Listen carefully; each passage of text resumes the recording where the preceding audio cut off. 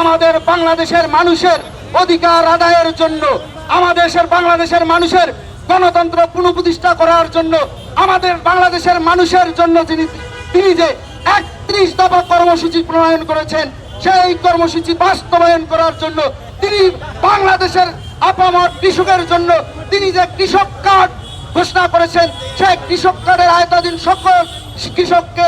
আনার জন্য তিনি যে মায়েদের জন্য ফ্যামিলি কার্ড ঘোষণা করেছেন, সেই ফ্যামিলি কার্ড বাস্তবায়ন করার জন্য, এবং তিনি যে আধুনিক এবং বিশ্বের নামকরা বিশ্ববিদ্যালয়ের সাথে প্রতিযোগিতায় টিকে থাকার জন্য যে আনন্দময় শিক্ষা ব্যবস্থার, যে কর্ম পরিকল্পনাময় শিক্ষা ব্যবস্থার বাস্তবায়নের জন্য ইতিমধ্যেই পরিকল্পনা কর্মসূচি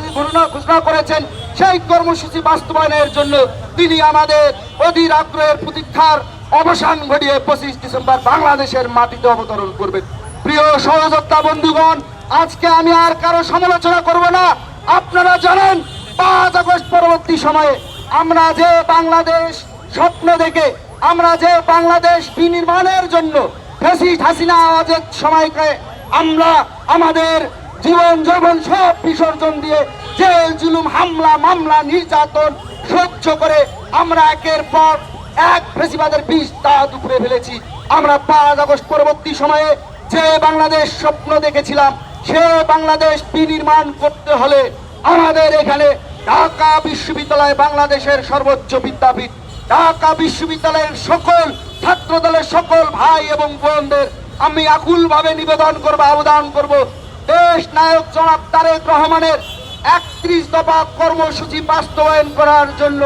দেশ নায়ক জনাব তারেক রহমান যেহেতু তিনি বাংলাদেশ জাতীয়তাবাদী ছাত্র দলের সাংগঠনিক অভিভাবক, তার যে কল্প পরিকল্পনা, তার যে কর্ম পরিকল্পনা, তার যে দিক নির্দেশনা, আমরা তা অক্ষরে অক্ষরে পালন করে বাংলাদেশকে একটি বিশ্বের বুকে ন্যায়ের, সাম্যের এবং মানবিক মর্যাদা